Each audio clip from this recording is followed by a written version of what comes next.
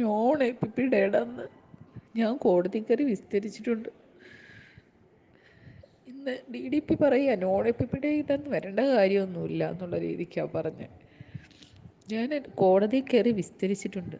കാരണം ദൂരെ നിന്ന് വന്നൊരു സാക്ഷി അവരെ തിരിച്ചു വിട്ടു കഴിഞ്ഞാൽ അവിടെ അവരിനിയും വരേണ്ടി വരത്തില്ലേ? എങ്ങനെയോ അന്ന് വന്നതാണ്, അന്ന് പോസ്റ്റിങ് വന്നുപോയി. ഞാൻ ഒന്നും നോക്കിയില്ല, ഞാൻ പോയി വിസ്തരിച്ചു. എൻ്റെ കയ്യിലുണ്ട്, ഡയറിയുണ്ട്. ഞാൻ ഓണിപ്പിടേന്നൊന്നും പറഞ്ഞ് ഞാൻ വീട്ടിൽ ഇരുന്നിട്ടില്ല. ഞാൻ കഴിഞ്ഞ വർഷം ആണത് ചെയ്തത്, ഇപ്പോഴൊന്നുമല്ല, കഴിഞ്ഞ വർഷം. എനിക്ക് നമ്മൾ അങ്ങനെയൊക്കെ ജോലി ചെയ്യുന്ന, ഒരുപാട് ബുദ്ധിമുട്ടി കഷ്ടപ്പെട്ട് ജോലി മേടിച്ചതല്ലേ നമ്മൾ. സാധാരണ ഒരു സർക്കാർ ഉദ്യോഗസ്ഥൻ രാവിലെ 10 മണി തൊട്ട് വൈകിട്ട് 5 മണി വരെ ജോലി ചെയ്യുന്ന അതുപോലെ തന്നെ ഞാനും ചെയ്യുന്നത്. എ പി പി ആണെന്നും പറഞ്ഞുകൊണ്ട് ജോലി ചെയ്യാതെ മുങ്ങാനുള്ള ഒരു ലൈസൻസ് അല്ലല്ലോ എ പി പി എന്ന് പറയുന്ന ജോലി. ഞാൻ ജോലി ചെയ്യുന്നതുകൊണ്ട് എന്നെ മനഃപൂർവ്വം ഹരാസ് ചെയ്യാനും ജോലി ചെയ്യാത്തവരെ സപ്പോർട്ട് ചെയ്യാനും വേണ്ടി മാത്രമാണ് ഡി ഡി പി എന്നെ എന്നെ എനിക്ക്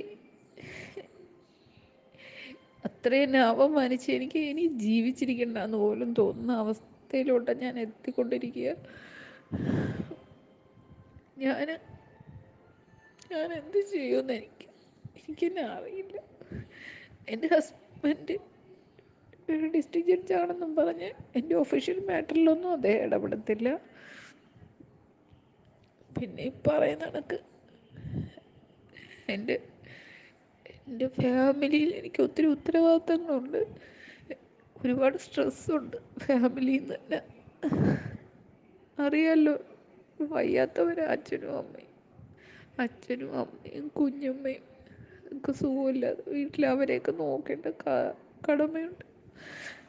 ഇതെല്ലാം ചെയ്തു വെച്ചിട്ടാണ് ഞാൻ പോണത്. എനിക്ക് എനിക്കിനി ഒന്നും പറയാനില്ല.